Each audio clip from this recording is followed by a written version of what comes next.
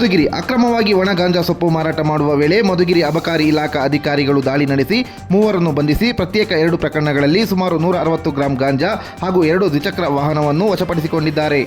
ಖಚಿತ ಮಾಹಿತಿ ಮೇರೆಗೆ ಸತತ 3 ದಿನಗಳ ಕಾಲ ಪ್ರಯತ್ನ ನಡೆಸಿ ತಾಲೂಕಿನ ಮಿಡಿಗೇಶಿ ಹೋಬಳಿಯ ಬೇಡತ್ತೂರು ಗೇಟ್ ಹಾಗೂ ಹನುಮಂತಪುರ ಕ್ರಾಸ್ ಬಳಿ ಡಿವೈಎಸ್ಪಿ ದೀಪಕ್ ನೇತೃತ್ವದಲ್ಲಿ ದಾಳಿ ನಡೆಸಿದ ಅಧಿಕಾರಿಗಳು ಲೋಕೇಶ್, ನರಸಿಂಹರಾಜು ಹಾಗೂ ಹೇಮಂತ್ ಎಂಬುವವರನ್ನು ಬಂಧಿಸಿ ಸುಮಾರು 160 ಗ್ರಾಂ ಗಾಂಜಾ ಹಾಗೂ 2 ದ್ವಿಚಕ್ರ ವಾಹನವನ್ನು ವಶಪಡಿಸಿಕೊಂಡಿದ್ದಾರೆ.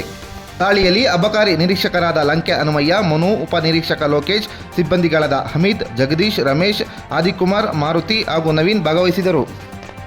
ಸತತ 3 ದಿನಗಳ ಪ್ರಯತ್ನದ ನಂತರ ನಿನ್ನೆ ದಿನಾಂಕ 20/5/2026 ರಾತ್ರಿ ಗಾಂಜಾ ಕುರಿತಂತೆ 2 ಪ್ರಕರಣಗಳು ದಾಖಲಿಸಲಾಗಿದೆ. ಇಲ್ಲಿ ಒಂದು ಮಿಡಗೇಶಿ ಗ್ರಾಮದ ಹನುಮಂತಪುರ ಕ್ರಾಸ್ ಬಳಿ, ಇನ್ನೊಂದು ಬೇಡತ್ತೂರು ಬಸ್ ಸ್ಟಾಪ್ ಅಲ್ಲಿ ಬಳಿ. ಅಲ್ಲಿ ಒಟ್ಟೆ 3 ಜನ ಆರೋಪಿಗಳನ್ನು ದಸ್ತಗಿರಿ ಮಾಡಿ 2 ದ್ವಿಚಕ್ರ ವಾಹನ ಹಾಗೂ ಟೋಟಲ್ ಆಗಿ ಒಟ್ಟು 2 ಪ್ರಕರಣಗಳಲ್ಲಿ 160 ಗ್ರಾಂ ಒಣ ಗಾಂಜಾ ಅನ್ನು ಜಪ್ತು ಮಾಡಿದೆ.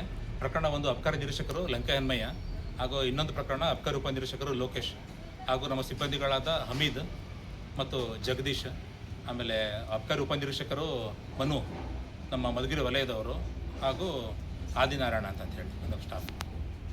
ಸರ್, ಮಾರಾಟ ಮಾಡ್ತಿದ್ರು ಸರ್ ಇವರು? ಮಾರಾಟ ಅಂದರೆ ಮಾರಾಟ ಮಾಡೋಕ್ಕೆ ಸಾಗಾಟ ಮಾಡ್ತಾಯಿದ್ರು. ಸಾಗಾಟ ಮಾಡ್ಬೇಕಾದ್ರೆ ಇದ್ದಿದ್ದು ಕಳೆದ 3 ದಿನಗಳಿಂದ ಕಾಡಿಸಿ ಲಾಸ್ಟಿಗೆ ಪ್ರಯತ್ನದ ನಂತರ ಈ ಪ್ರಕರಣ ದಾಖಲಾಗಿದೆ.